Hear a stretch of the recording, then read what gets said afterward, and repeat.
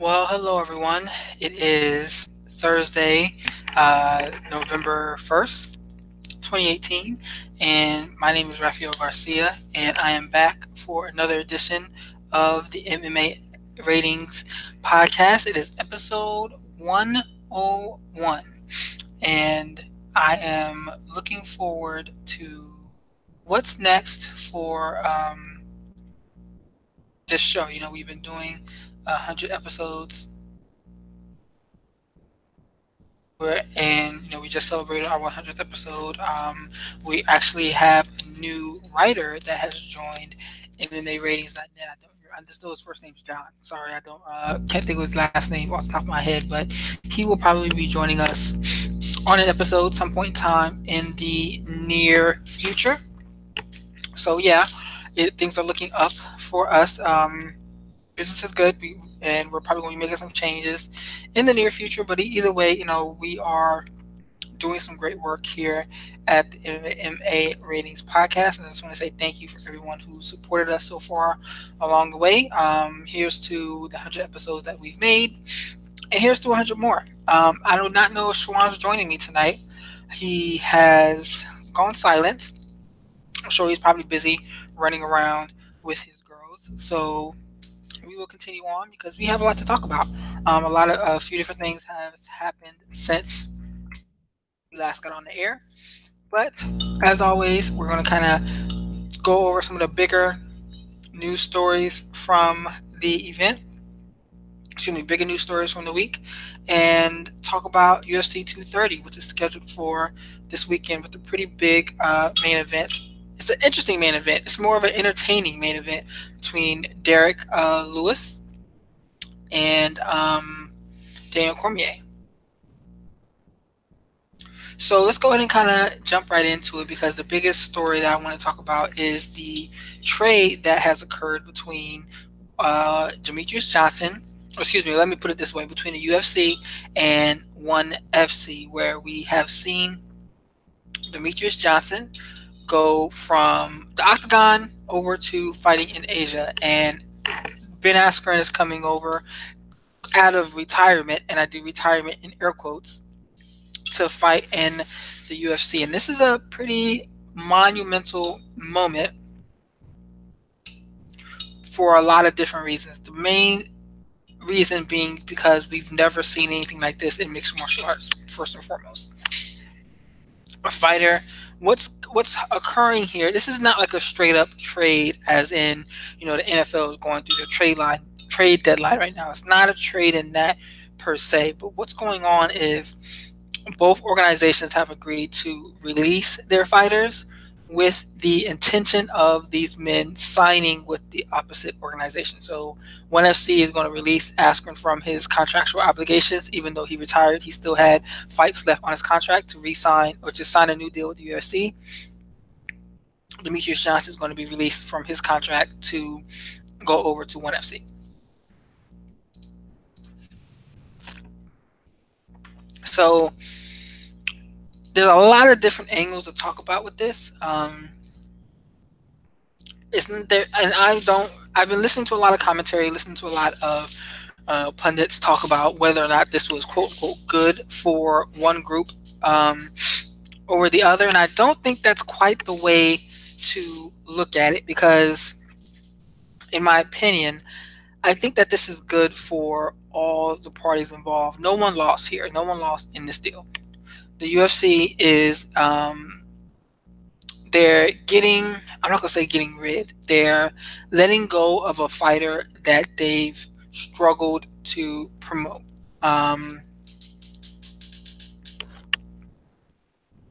We are well aware that Johnson is one of the top names in the sport.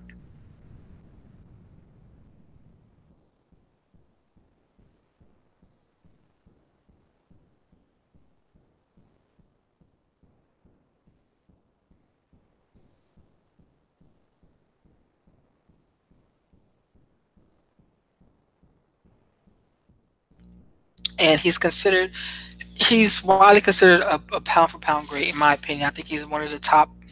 In my opinion, right now, I think he's number one pound for pound in my purview not number one, excuse me, since he lost the title. Maybe definitely top five.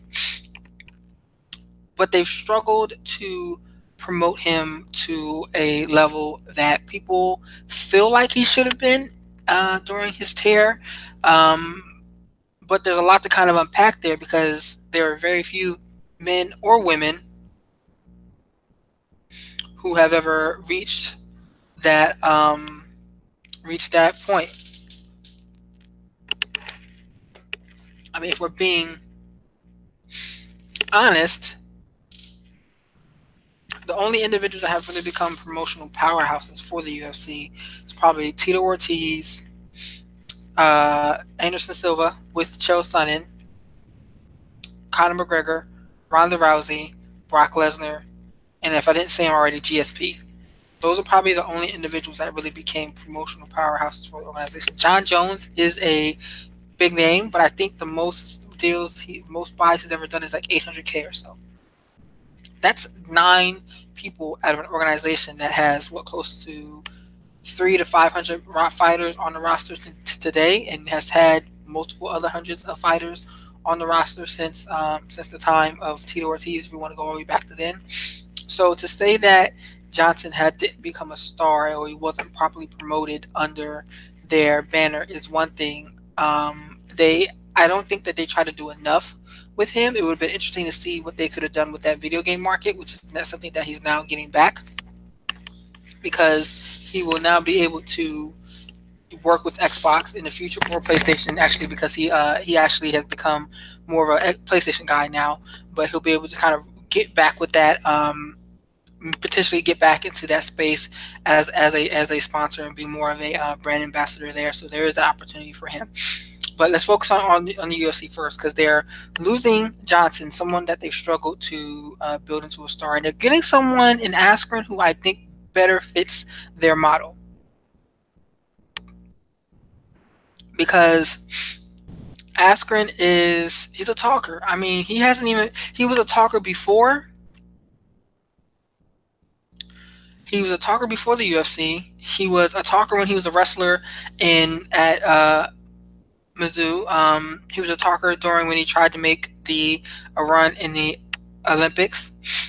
He was a talker in Bellator and a talker in ONE FC, and he's always kind of taking shots at guys in the welterweight division who's at the top when he was in other promotions, and now it's time to see if he can actually back it up. Dana White has said that he is supposed to be getting a top 5 opponent in his top 10 opponent in his first fight. So we're going to look at the rankings to talk about who he should fight at some point. But this is pretty big to me, because he's already been taking shots at men on the welterweight division, already been taking shots at those guys, and setting up a situation that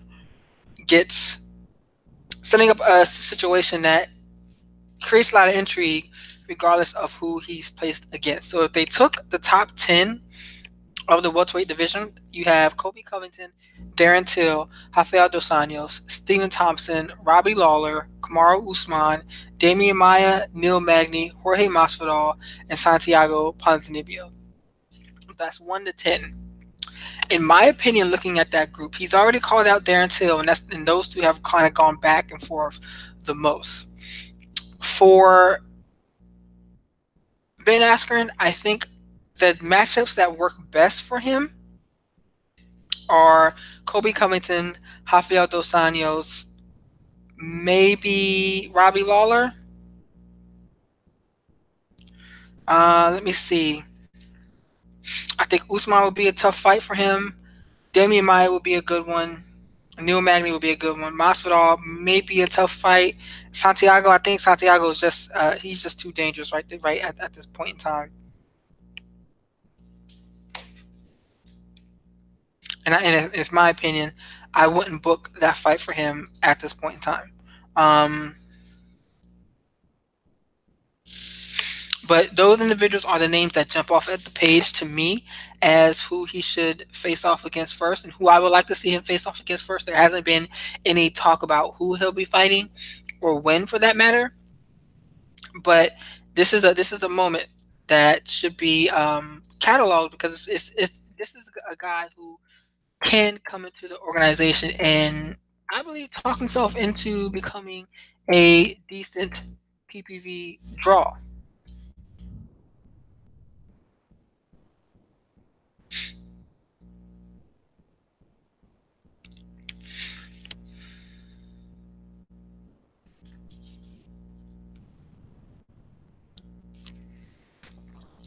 And I think he has the ability. I'm not saying that Askren's going to become a champion in the UFC, but I think that he's someone that can build himself up into a decent position in the welterweight division.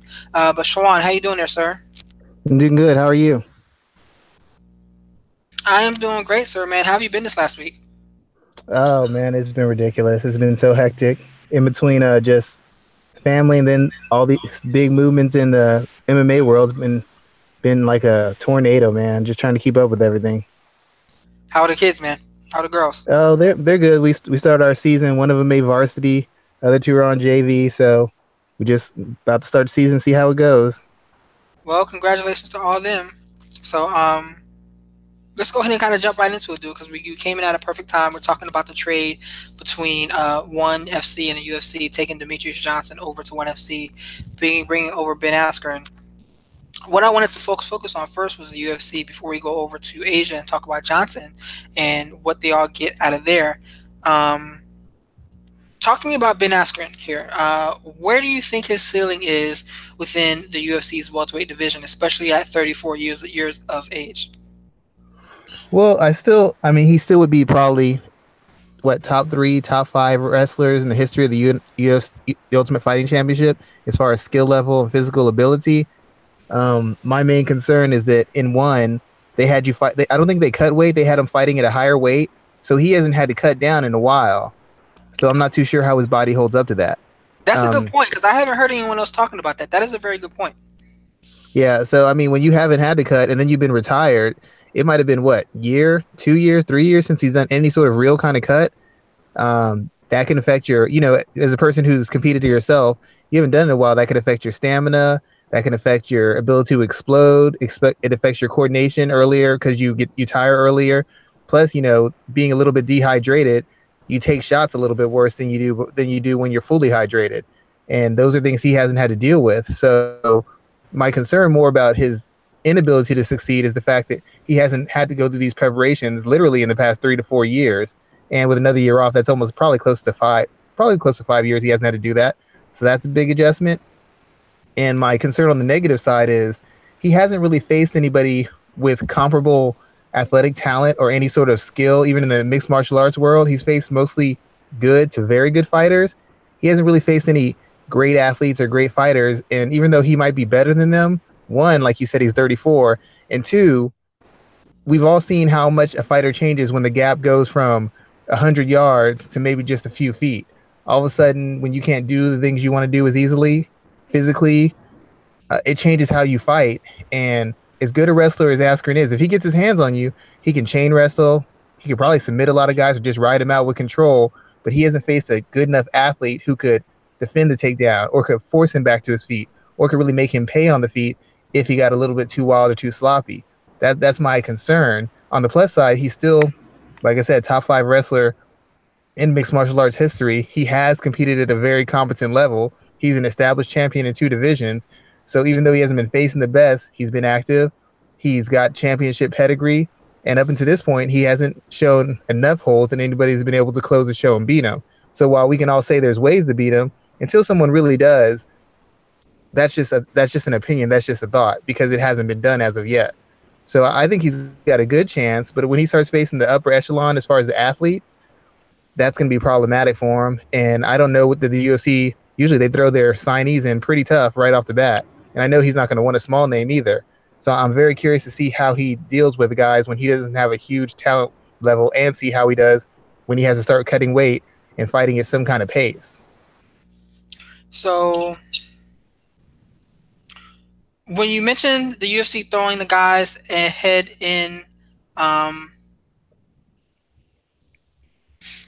head first basically into their division. I went down the list of the top 10 in the welterweight division because Dana White has said that they're going to give him a top 10 fighter. And this is the top 10 right now as it stands now.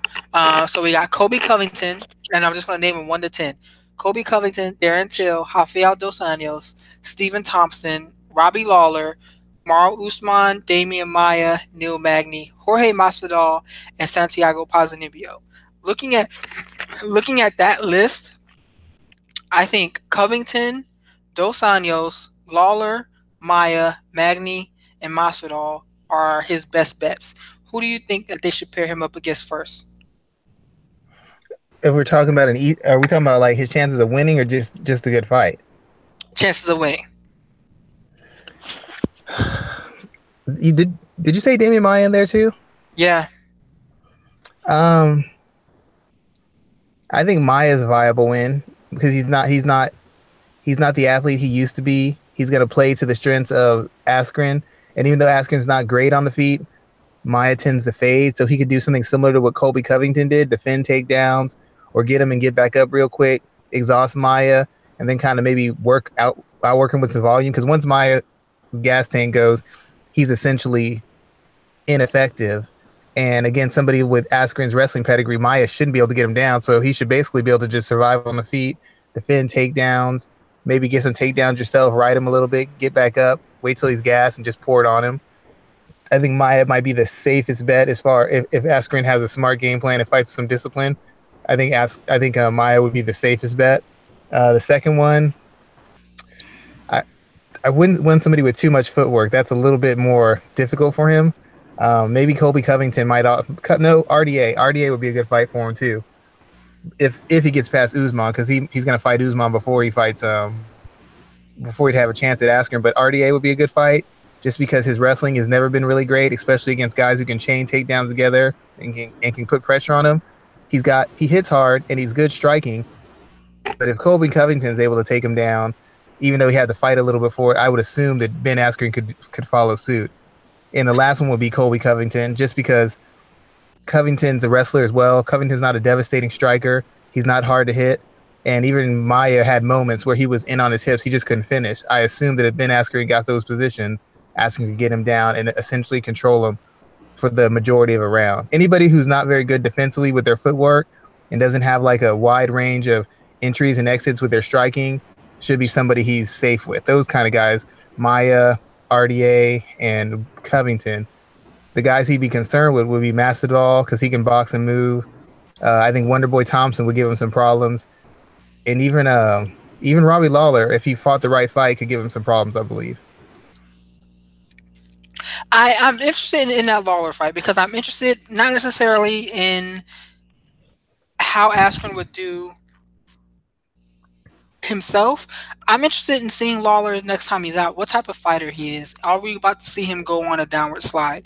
And that's kind of a conversation we're going to have when his next fight is coming up. I think he's fighting Stephen Thompson. I can't even remember, but that's something I do want to talk about because I'm concerned and curious as to what Robbie Lawler will see going forward. Yeah, I mean, I kind of feel like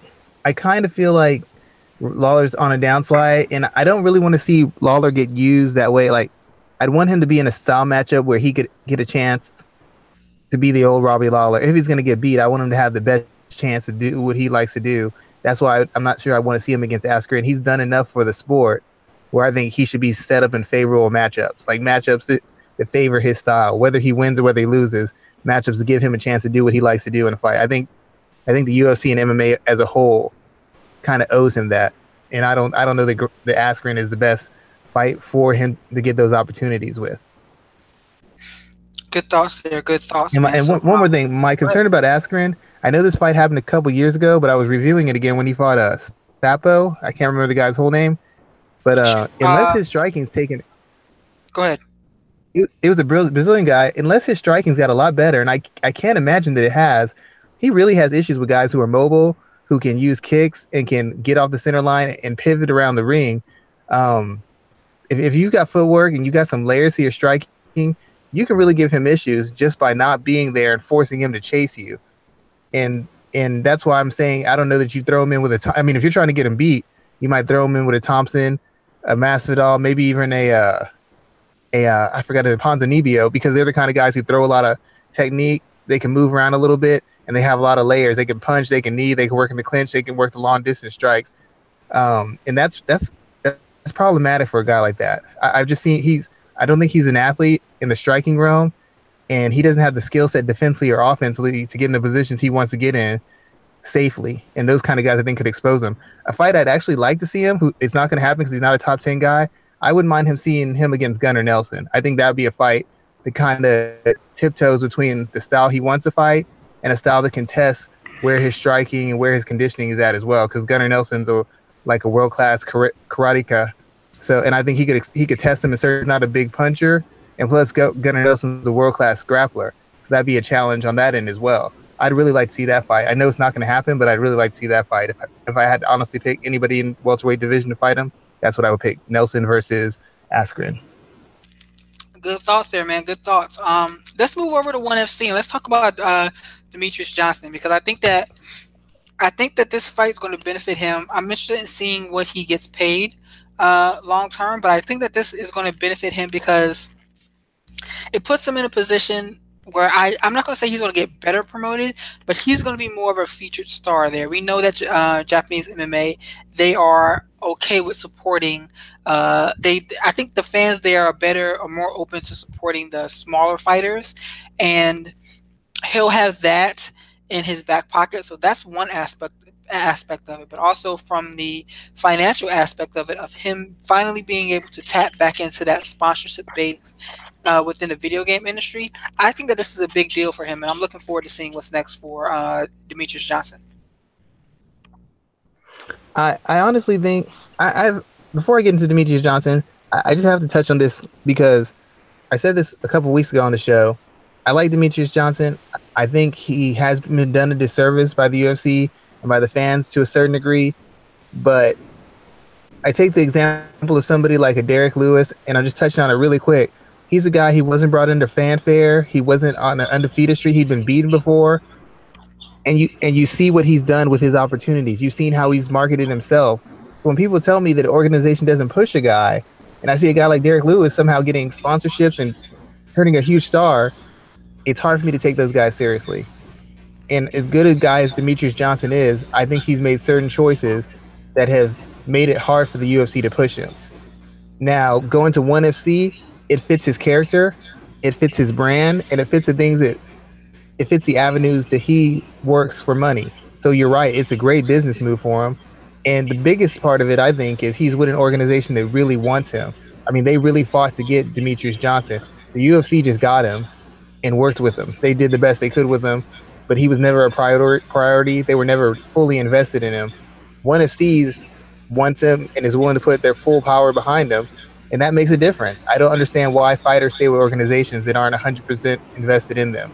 That goes for Cyborg as well. I know people talk about the bigger money the UFC, but you can make more money with a company that believes in you and a company that doesn't believe in you. A company that doesn't believe in you isn't going to cut you in on that $1 billion pie. The company that does might only make tens of millions, but they're going to give you the biggest slice of that tens of millions they can. Whereas the bigger company is just going to give you whatever they have left over. So I'm very happy for Demetrious. He's with a company that really wants him. It's going to push him and put him give him the opportunity to accomplish his dream, which is to be a multi-organizational champion. He mentioned this years ago, many times. He wants to win belts in other organizations, and ONE FC is the kind of organization that'll get him in with a belt, and they might be able to do some kind of deal with Bellator or somebody else to get him another title shot or another organization's belt. So he's getting all his dreams. He's going to get his respect. He's going to get his money. It's a perfect move for him. It's the best move possible. So before we move on to our preview of UFC 230, there are three other things I wanted to talk about with this because you just made me think about. The first one is that I was reading something maybe like last week or the week before, and they were talking about how the fighters that are leaving the UFC are more like the ones that have more of an entrepreneurial type of mindset, where they're stepping outside of the UFC, joining promotions like Bellator, but not only establishing themselves as fighters making bigger paychecks, but they're also doing other things to kind of create longer or more robust streams of income. And I think that that's something that Johnson's going to be able to do moving over to ONE FC. Like I said, he's already an influencer within the video game space. He's been showing up at some recent video game events. I think he was at E3 this year. He was just at an event in October. So he's definitely someone that I believe that that industry is going to kind of latch onto and put in a prominent position. So I think that there is opportunity there for him. Something else I wanted to say though is there's talk going on about Henry Cejudo moving up to face TJ Dillashaw for the bantamweight title. If I was a flyweight fighter in the UFC, should I be concerned that my division is about to get folded away? Yeah, they should have been concerned, to be quite honest. I mean, when the whole thing happened with Demetrious, when they were talking about getting rid of the division the first time, what did he say? He goes, I don't care, close the whole division. You're not going to bully me into doing what you want.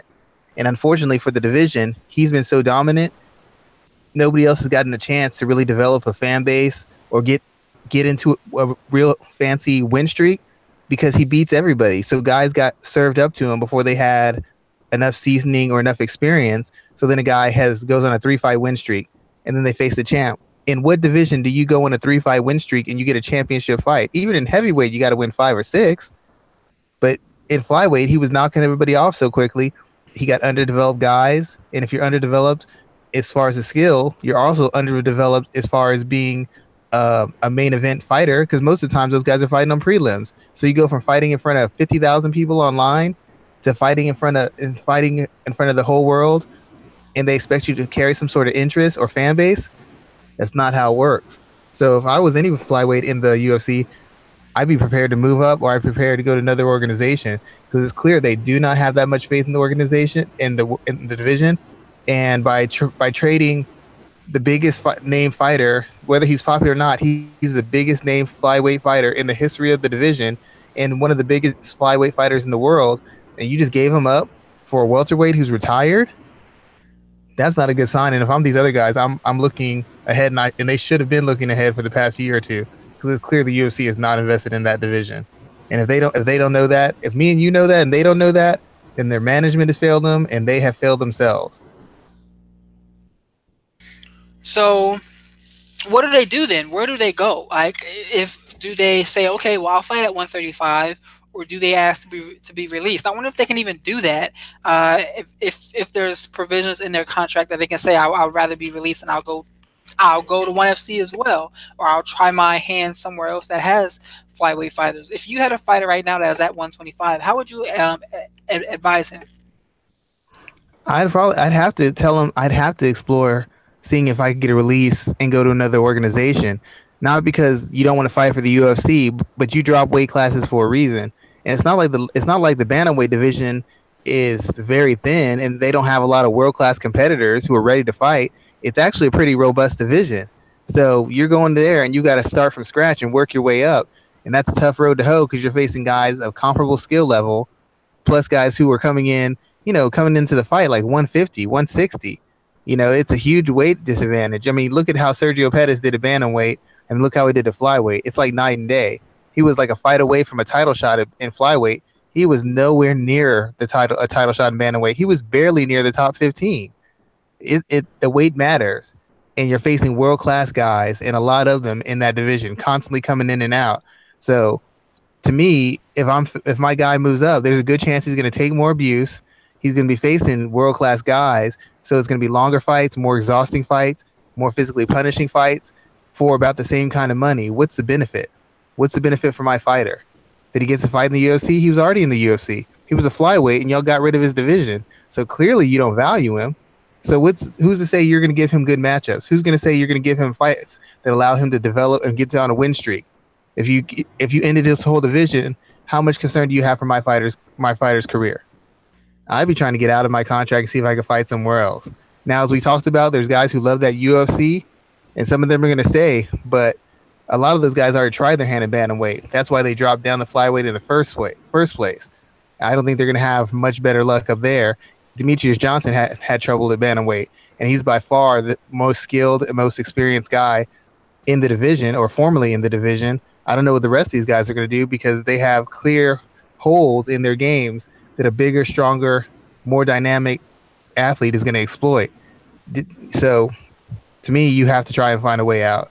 I guess you have to fight your way out. You do, but there's a good chance you might be taking some career-altering beatings on the way out of the UFC because they're not going to be doing you any favors. They ended your division. How many favors are they going to do you? Exactly. I don't think they're going to do any favors for that division at all. So I'm really kind of I'm not concerned, but I'm interested in seeing what's next for those men that are in that 125-pound Hey, division. Raphael, one question: if you're a flyweight and you know how they treated flyweights, because I think the UFC's had some signings in the past couple of years. How do you sign to the UFC knowing how they've done their flyweight division? Say that again. Like if you're a flyweight and you've seen the pattern with the UFC and how they push the flyweight division, how do you sign with the UFC or re up with them, knowing what they've done to the division you fight in? I mean, I said it one more time. Like, well, basically, like they've never treated the flyweight division very well, right? Yeah. So if you're a fighter, how do you re-sign with them, knowing that how they're doing your division? Or if you're an incoming fighter, how do you sign on to a contract, knowing that they disrespect the division you compete in? Like it doesn't seem smart. Like it's man, these guys got to do whatever they got to do. Like they got to do whatever they got to do, and it's an unfortunate situation where they're putting themselves in a position of powerlessness, and that kind of it all goes back to that Project Spearhead situation. You know, we talk about the powerless situation that these fighters are in, but they're not doing anything to help themselves. So it's really only like how many times can you talk about it? Yeah, yes. I mean, if they want to do it, but it's like that's why I can only be so concerned because I'm like, you signed a contract knowing how they treat people, knowing what they're going to do to you. I feel bad for you, but I can't feel sorry for you. You walked into this knowing what's going on.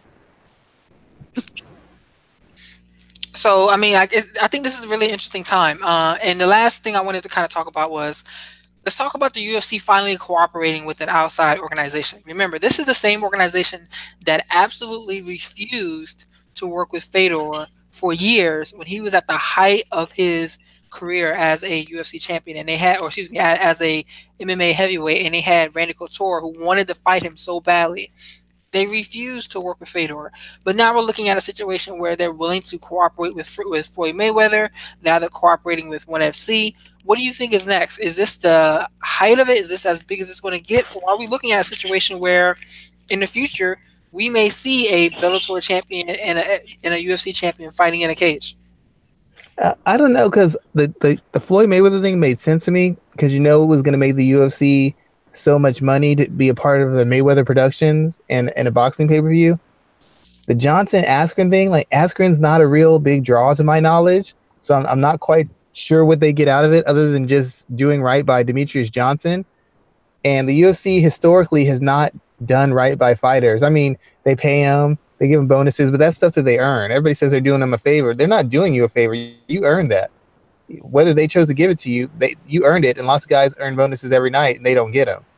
So it's hard to me. It's hard for me to think that they're going to do this again unless there's some huge benefit for them. If Fedor wins that Grand Prix, I could see them reaching out to Bellator to see maybe if they could do some kind of cross promotion deal, or wait till Fedor gets out of his contract and do a deal with him because they could make a lot of money if he's coming off a Grand Prix win. But I don't know how many other fighters in their organization or outside of it generate enough money or interest for the UFC to be willing to make those kind of exceptions for them. Floyd Mayweather, he's all money. I mean, he's money Mayweather. You're going to make an exception for 200-300 million and 2.4 pay-per-views. The rest of these guys, I don't know that they have the juice, and I don't know if they have the popularity for the UFC to do that in their favor. I can see it with Fedor if he wins that Grand Prix, but I don't know how many other fighters that they would really want to work with like that. Yeah, I think it'll be interesting, man. I can never see them ever working with like a Scott Coker, just because the beef, not the beef, quote unquote, but the back and forth that him and Dana have had publicly. But do we see a situation? I mean, they've cooperated with with the WWE as well. So do we see a situation where maybe we see some guys going back and forth between the two? I mean, while I'm not saying it's something I would want to see, but it's something that would create some intrigue for both brands, and both brands are all about that money at the end of the day. Yeah, with WWE, I could see that. Something with the, I can see them doing it with Mayweather again, because with Khabib if he boxes Floyd, that I can see them doing that. The WWE isn't a direct competitor in the truest sense, so I could see them doing that as well. But working in those mixed martial arts circles, that's where it gets real dicey. Like you said, boxing and wrestling aren't direct competitors to them. That helps their brand more than it hurts them. Working with these other organizations, it might go against their best interest. I mean, the reason they stopped doing that is because what happened to Chuck when he fought Rampage in Pride.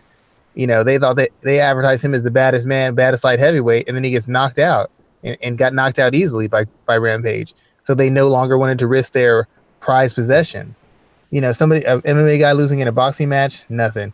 He gets involved in a wrestling scheme or loses a wrestling match, that's nothing. But he loses to another established mixed martial arts champion or fighter, that's kind of problematic. And I don't think they're taking those kind of risks. Very true there, sir. Very true. So let's talk about a big event we have this weekend with UFC 230. We got a main event showcase that has gone through multiple iterations. We didn't know what the main event was going to be. We had one main event announced. People basically almost fucking rioted over that one main event. We've lost an important co-main event fight with Nate Diaz, excuse me, and Dustin Poirier. We've lost the second co-main event with Chris Weidman and Luke Rockhold. People also forget we lost a fight with Yoel Romero and Paulo Costa. So this event has gone through multiple iterations. But are you pleased with what we have sitting in front of us for Saturday? I mean, they did the best they could. They got the most favorable, most eye-catching main event they could. I don't think it's particularly good. I mean, it's not a terrible card. I've seen worse UFC cards, and they scrap together something interesting and something that the fans can get behind. So as far as that instinct, as far as that goes, yeah, I'm satisfied. As far as what we were told we were going to get, there's no way I could be anything less than disappointed. I mean, if you look at the fights that were on deck for that, and what we got, it's just that's a disappointment. But making the most out of what was left, the UFC did an excellent job. Yeah, man, I'm interested in what I see here. We still have Israel Adesanya fighting. I'm interested in the Sajara Eubanks Roxanne Modafferi fight. I'm definitely interested in seeing Julio Arce. That's a name that people need to begin paying attention to, because I think he's someone that's going to kind of create some waves in the UFC. But before we get into all of that, let's start at the very top. Cormier versus Derek Lewis. Now, to me, I don't even know how to really describe this fight, because everyone is expecting Cormier to win. Everyone is expecting Cormier to win handily. This is a fight tailor made for him. It makes me think of Clubber Lang talking about Rocky Balboa when they fought in Rocky 3. That he was tailor made for him. This is a fight that's tailor made for Daniel Cormier to win. But do you think we live in a world where there's a strong possibility that Derek Lewis is a UFC heavyweight champion? It's a possibility just because of the nature of how Derek Lewis fights. The biggest thing people forget, and I've written a lot of articles on MMA ratings about Derek Lewis.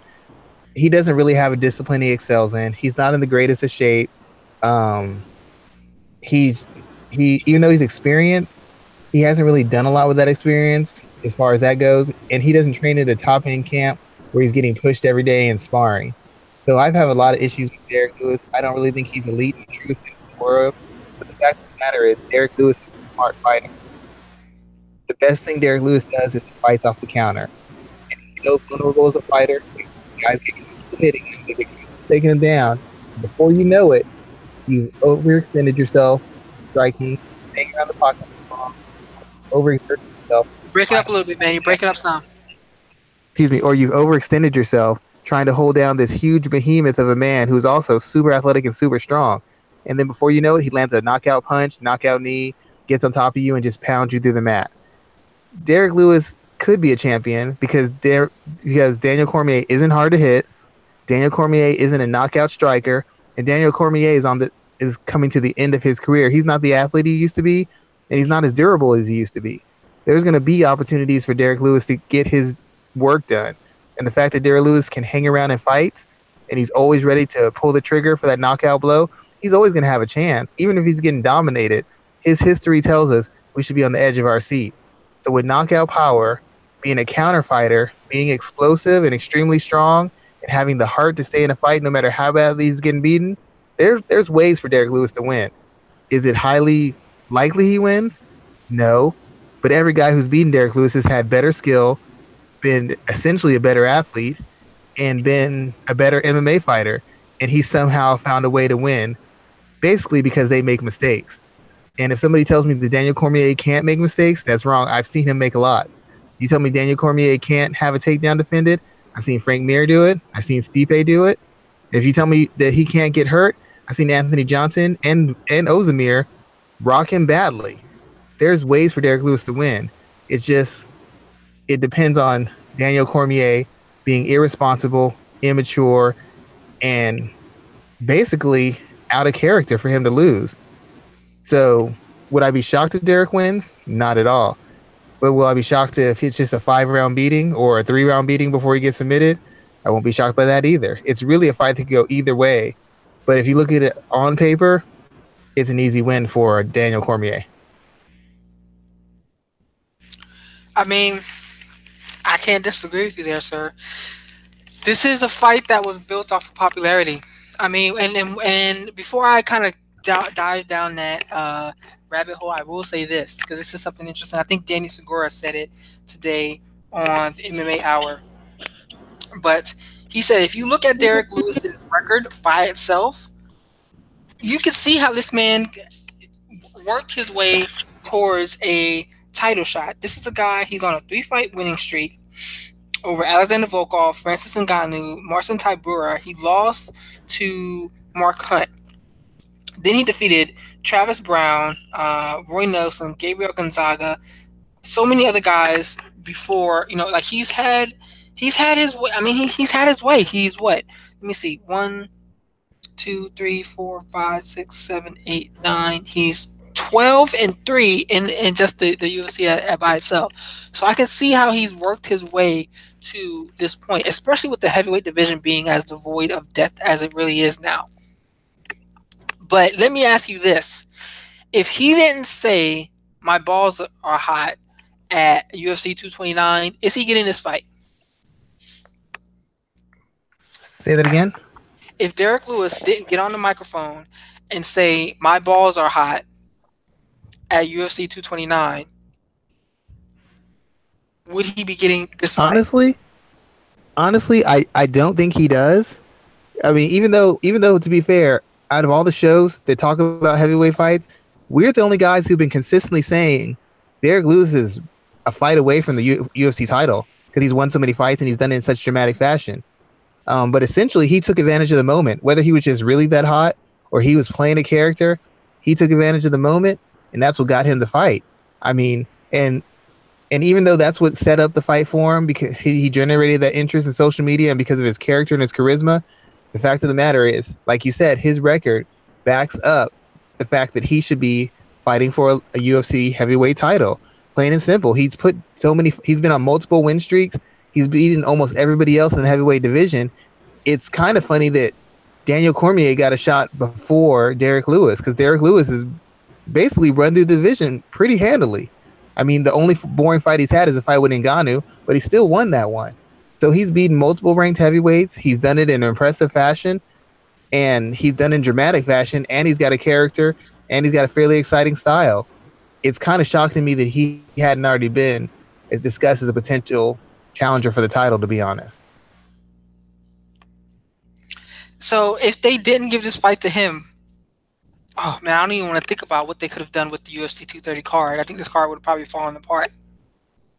I mean, I guess they could have tried a Stipe rematch, right?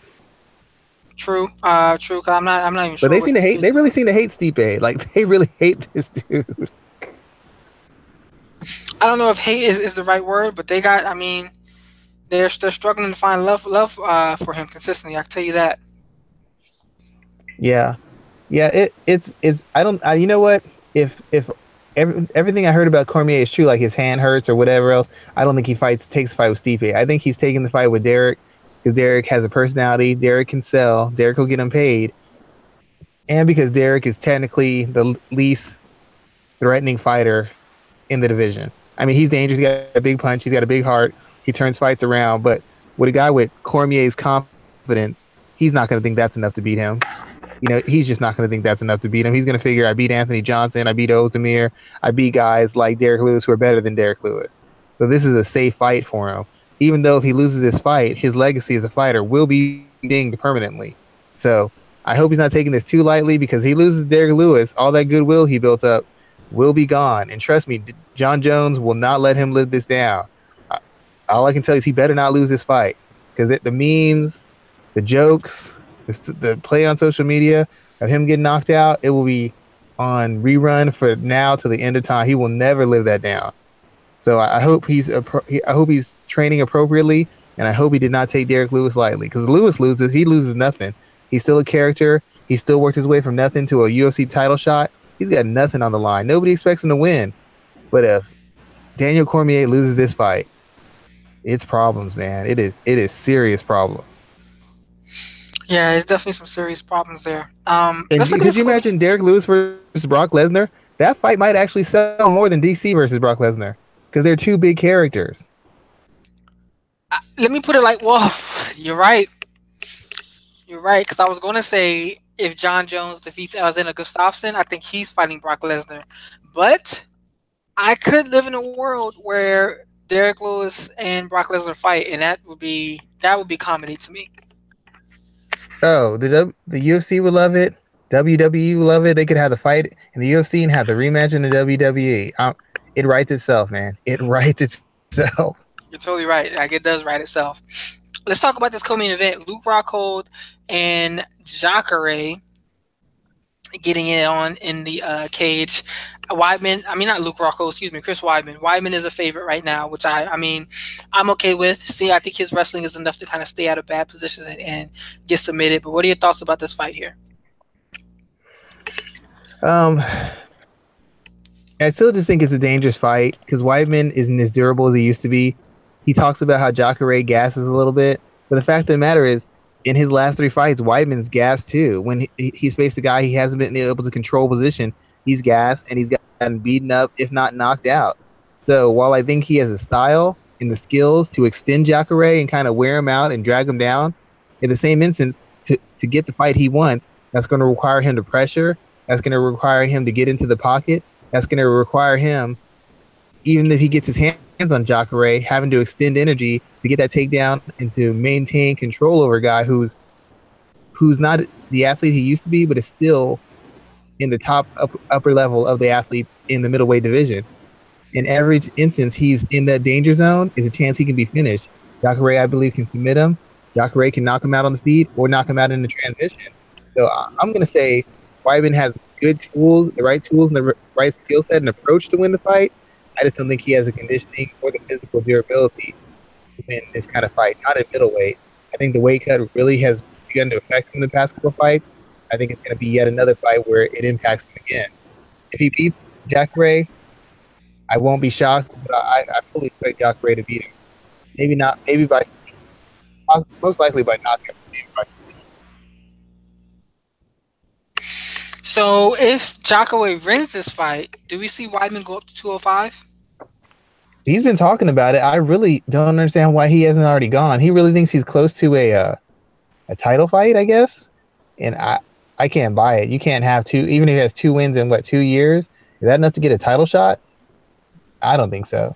But I'd like him at light heavyweight, to be honest. If he goes right now, he wouldn't be as big, but with his quickness and his wrestling, I think he could. I mean, in the division super thin, he could probably get to top 3 or 4 within a year.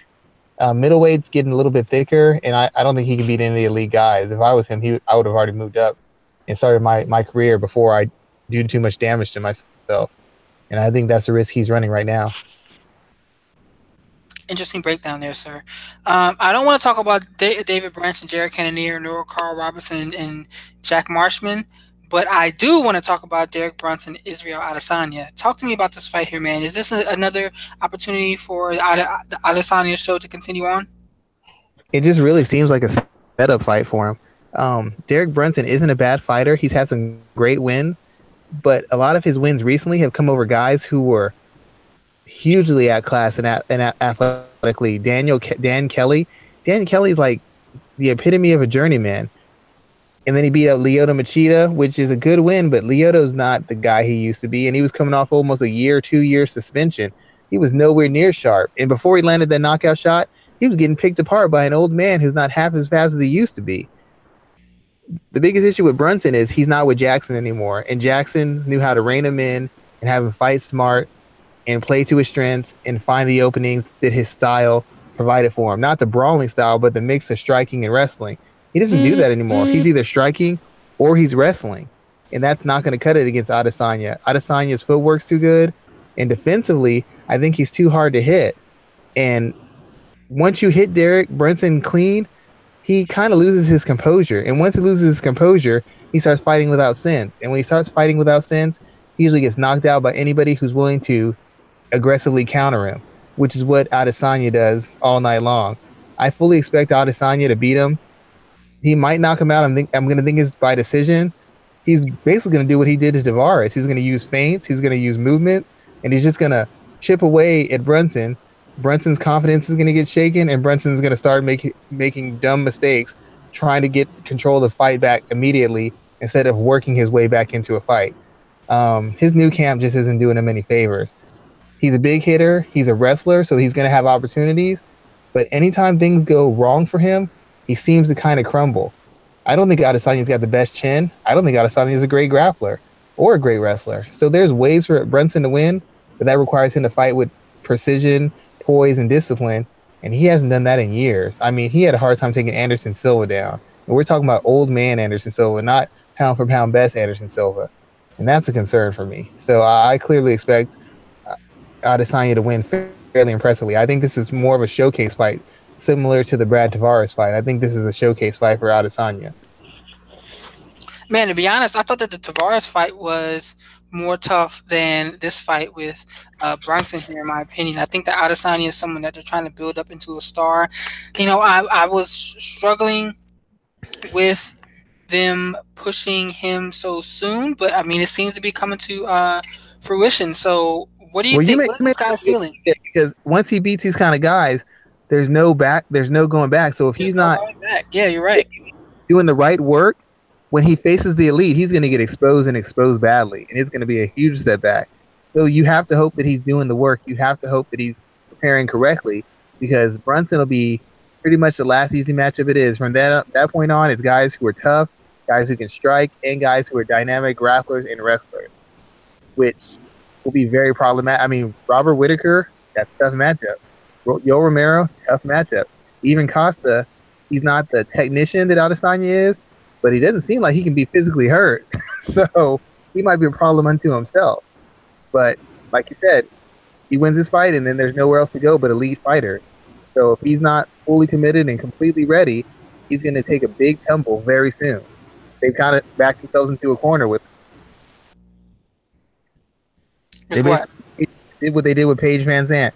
You let him fight these people and beat them. Now you got to throw in Rose. You knew it was going to happen in that fight.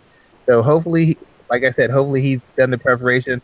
Otherwise, it's going to get really ugly for him very soon. Yeah, it's definitely going to get really ugly, and we're going to see that soon. What else from this card stands out for you? I'm interested in the Sijara Eubanks Roxanne Modafferi fight. Do you think this is a fight that Eubanks can win? And the reason why I ask that is because I just want to see her get on the mic and read Joe Rogan read him the riot act like she keeps saying she will. That'd be interesting to see. I'm kind of conflicted on the whole Joe Rogan thing, because I get the point where she feels disrespected, and I get that whole instance, and maybe Joe shouldn't have said that. But in the fight world, people say disrespectful stuff all the time, and I've heard Sijara Eubanks talk disparaging about fighters before. I've heard her talk disparaging about other people on the outskirts of fighting before. So it's like, if you can't take it, then why are you throwing it? As far as the fight, I want to say I favor Modafferi because I think one of the biggest advantages Eubanks has is she's super athletic, she's super explosive, she's very strong, and she hits really hard. When you face somebody like that the first time, you have no idea how strong they are. You kind of think you know how strong they are, but you don't really know. You kind of think you know how hard they hit, but you don't really know. And then when you face them, it's kind of a shock to you because you're like, oh wow, they're really this strong. Oh, they hit this hard. But once you face somebody like that, unless they've taken a huge step forward technically and strategically, it becomes easier to fight them. I would say that the closest example I would have is how Misha Tate had a got really dominated by Ronda in her first fight. But in the second fight, even though she lost, she was able to put Ronda in some spots because Ronda's athleticism and her power and explosiveness was not foreign to her. She knew she had a feel for her. She knew where Ronda was weakened. She knew where she had some success with. She already had some confidence. Roxanne went to a decision with Sajara, so she already feels like she can hang with her. And even though Sajara's got a little bit better with her footwork, putting their punches together, all around You're breaking striking, up a little especially bit. You're breaking up a little bit. I'm sorry, even though Sajara's improved, I'm still a little curious about her gas tank. She was dominating Laura Murphy and she was still getting tired. And Laura Murphy's not the striker that Modafferi is. And Laura Murphy doesn't have a game off her back. So I really believe that if Roxanne can stay away from the early knockout or the early power, I believe she can extend her and essentially walk her down over 3 rounds. I'd like to see Sajara win because it'd be another big win. It would put her in the mix for a title fight and to give a chance to call out Joe Rogan. But I really think Modafferi's got something for her because she knows what she's dealing with now. What is Modafferi's ceiling in the UFC? We saw her finally get her win that everyone was cheering her on to get. What is her ceiling? To be honest, I really kind of feel like she's already hit her ceiling, just because she's not an athlete of any sort. She is the closest to a regular person fighting in mixed martial arts that you will ever see. The only difference she has is she's so experienced, and she was able to basically make an adjustment in her style. Like she went from somebody with no competent striking and completely immerse herself into it to come up with a system and a system of responses to certain questions or certain threats that has allowed her to navigate her limitations as a fighter. So I feel like she's already hit her ceiling. It's just a matter of how long she stays in the elite level. She's got the experience and she's got such a good feel for the game that I feel that she can give anybody a tough fight. But I don't know that she goes much further than she's gone right now. I really don't. She's not a knockout striker. She doesn't have great chin. She's got great cardio, but she doesn't respond really well to heavy strikes, and she doesn't have the athleticism to take you down whenever she wants. She has to work really hard for everything, and she has to be pitch perfect in everything to even have a chance. And it's almost impossible to do that fight after fight after fight after fight at this level. So I really think maybe top three, top five, top three might be as good as it gets for Modafferi.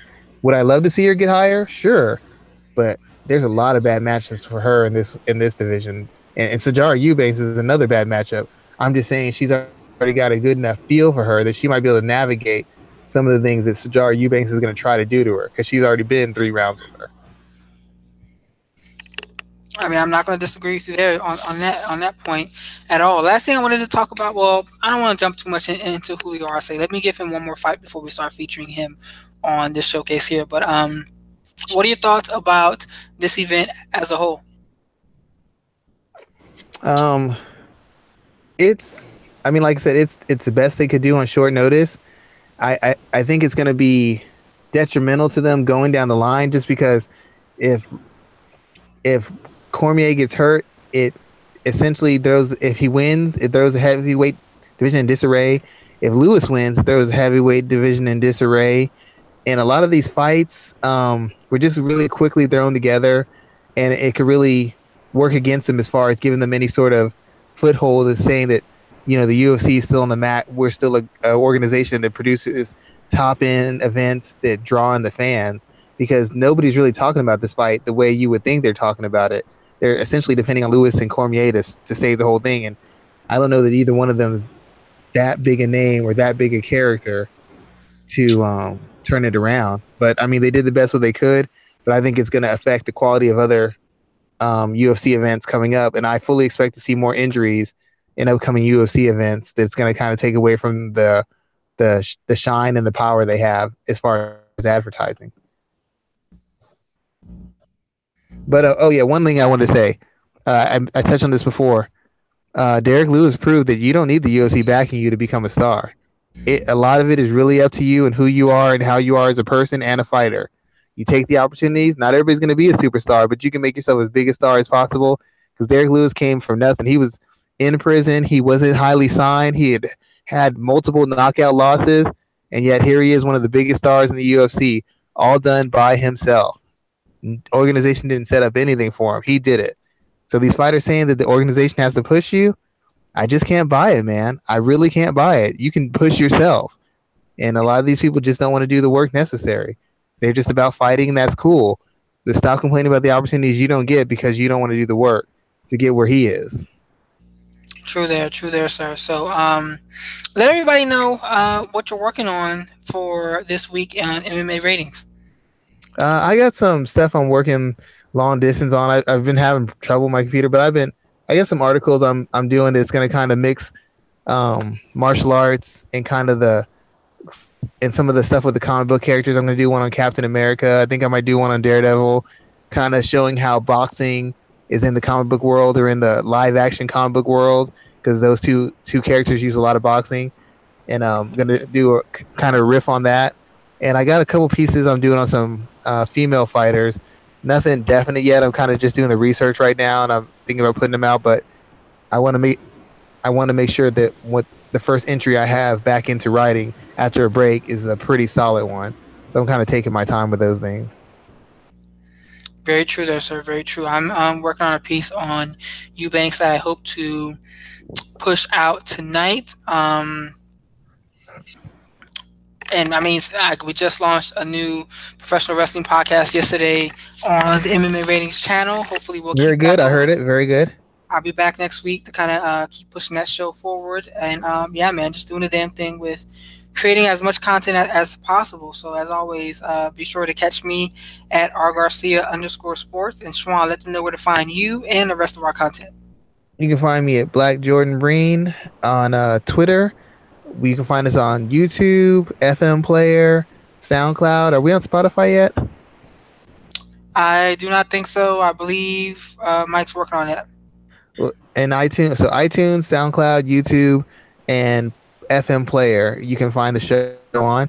As always, we want to thank you for listening, and we're doing our best to bring the best content to you. Raphael, you need to get in touch with Eubanks, because out of all the media, you've been one of the people who's gone the hardest for her. I think the least she can do is come up on the show and talk to you about her career and her opinions on being looked over by the UFC, because you've been writing for her pretty hard. I mean, hey, she's trained with a lot of my friends down here, so maybe I can make that happen. I mean, she ain't gonna. She probably won't like me too much, but I'm willing to accept that. I'll take that heat for the show. So let's see what happens there, man. All right, man. All right, sir. So with that in mind, man, we're gonna go ahead and close out, and we'll be back next week. Everyone, have a great weekend. Yeah. Have a good evening. Good weekend, guys.